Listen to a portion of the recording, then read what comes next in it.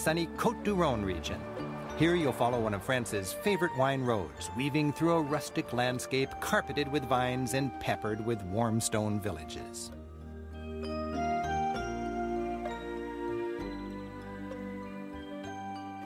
The lovingly tended vines of the Côte du Rhône, grown on the côte or hillsides of the Rhone River Valley, make wines that are delightful on your palate, yet easy on your pocketbook.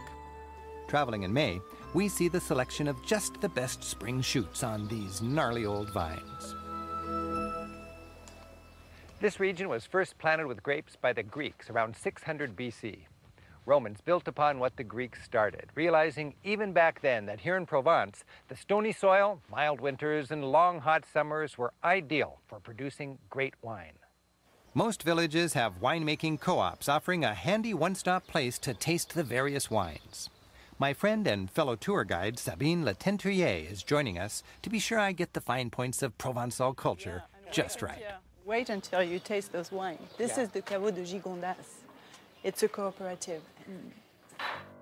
Within the Côte du Rhône, villages like Gigondas have family-run wineries. Visitors are presented with a list, and from that they can sample from an enticing selection. The tiny sampling bottles are filled directly from the barrel. Because you're buying direct from the grower, prices are excellent. Vintners are happy to work with you if they can figure out what you want. Knowing what you like, drier, full-bodied, more fruity, less tannic, and so on, is helpful. And knowing the term in French is even more helpful.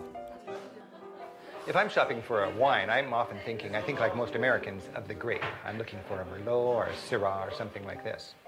For French wine, really, you do not have an indication of the grape. But what you will have on the label is where the wine is coming from, which will give you the snapshot of the terroir. So what is the terroir? Terroir describes the physical condition, the climatic condition of where the vineyard is. Okay. So in that you have a reference on the soil, the slope, how much sun it gets. So if you know the terroir, you know the personality of the wine. Absolutely. So you come into a place like this and you've got like 50 different selections. How on earth do you know which wine you want? Well, the first thing you have to decide what's for dinner. Are you going to have, shall we have grilled meat? Are we going to have game?